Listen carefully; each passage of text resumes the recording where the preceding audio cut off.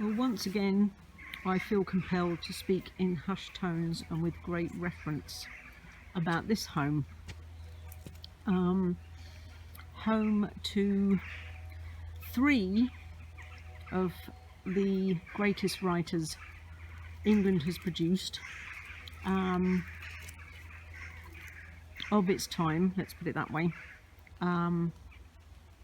Classic novels that we should all know in this country, but especially if I mentioned The Tenant of Wildfell Hall, Jane Eyre and Wuthering Heights, then it's the Bronte Parsonage, Anne, Charlotte and Emily.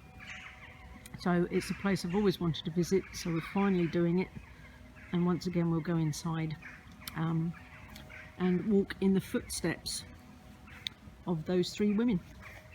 What a privilege.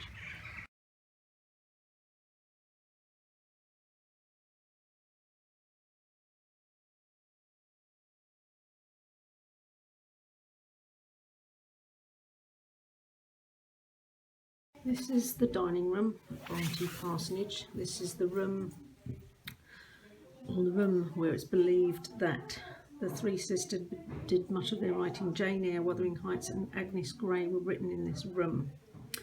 Up on the wall there is a plaster medallion of Bramwell Bronte, the girl's sister, and it is believed that Emily died in this room, on the sofa in this room. So this is where all the genius happened. They would often walk around the table going over their stories and discussing it, and in the end only Charlotte was left to do so. But I will just go down onto that for a minute. But there is a plaque inside, and I thought it was the case that their father, they had two older sisters. They lost their mother not long after moving to the Bronte Parsonage. Then the two elder sisters died, leaving just Anne, Charlotte, Emily and Bramwell, their brother. But unfortunately their father outlived all of them. They all died. So this is the kitchen in the Bronte Parsonage. It does say here that the girls were expected to do some of the chores.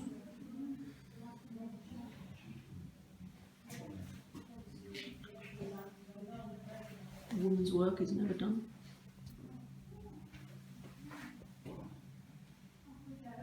This was Mr. Bronte's study.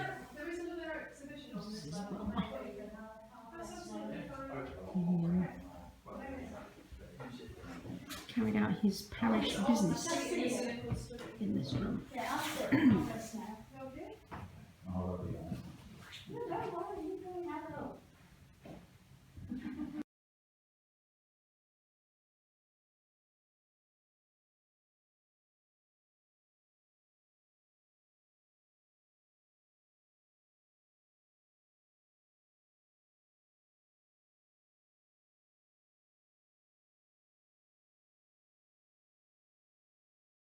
This is known as Mr. Nichols' room. Mr. Nichols was Charlotte Bronte's husband, so he used this room. Originally it was an old storeroom,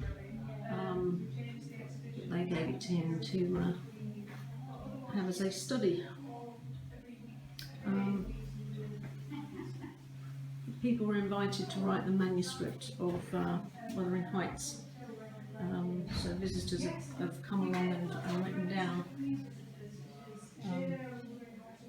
Wuthering Heights, and it's in this room.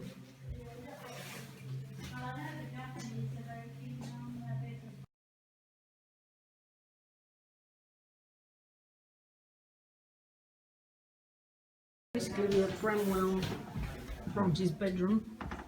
It's very dark, off the main landing out the stairs. We've kind of recreated it. He's a bit, obviously an artist. This is his room. Leading through to an exhibition room.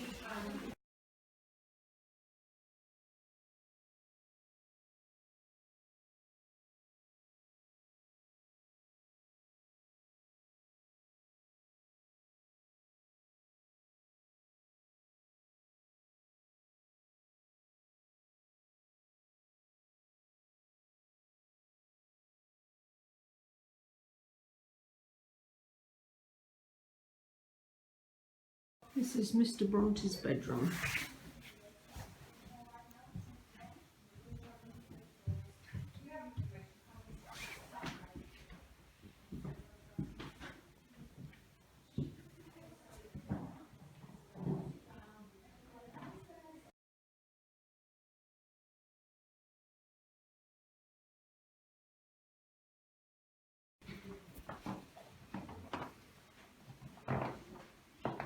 This is the actual dress you wore on honeymoon, Mum. Mum? Yes? This is the actual dress. Yes, I've read it. It's faded, I think. That's right. It's faded. It's faded some of the pieces. Yeah, they're in different colours.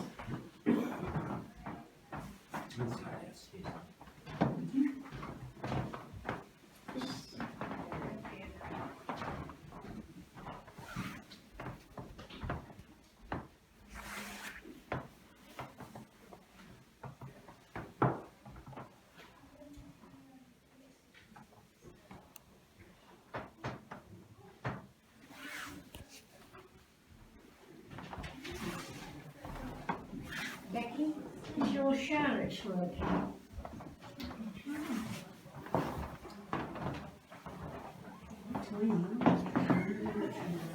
Yeah.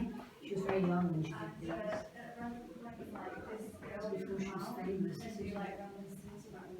So she was quite interested in art. Oh yes, she did a lot.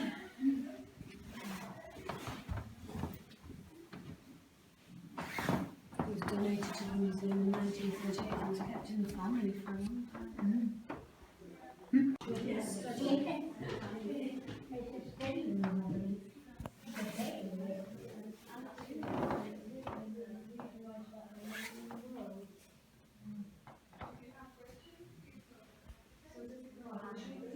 This room is called your servant's room. Two original brick. Again, it's an upstairs room where most of the upstairs bedrooms are.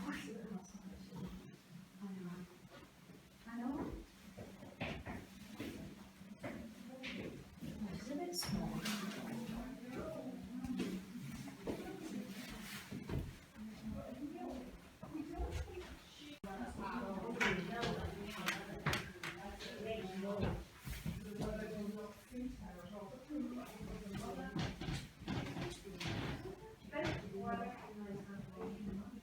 This is at the back of the Bronte parsonage.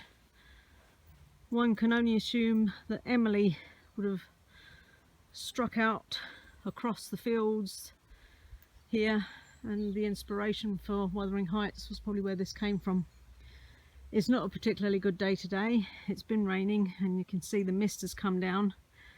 The sat-nav brought us through what would have been spectacular scenery, I'm pretty sure, on a sunny day, but you can understand the potential that it could be perilous once that mist comes down, once the mist that you can see in the distance comes down, and anybody that would have strode out onto the Yorkshire moors would easily have been lost back in those days. But I'm just imagining that that's probably where she may have strode out walking, and the seeds of Wuthering Heights came from those walks.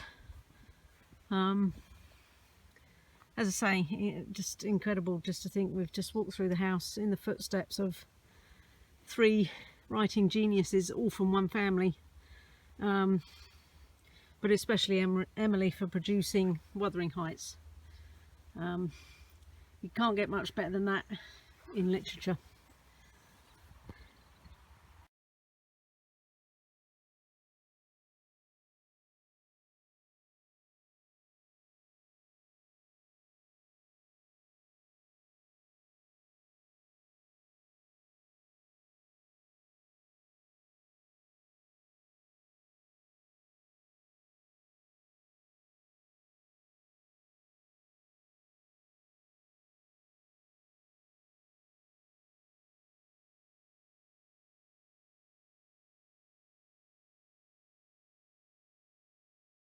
Known as the Bronte Village, it's literally just down from the parsonage.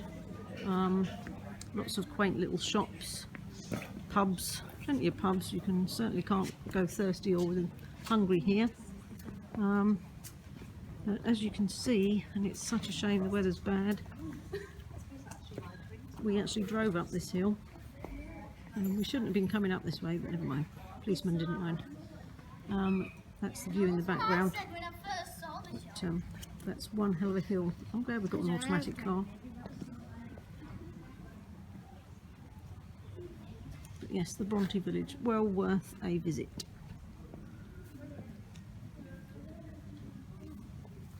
The old cobbled streets.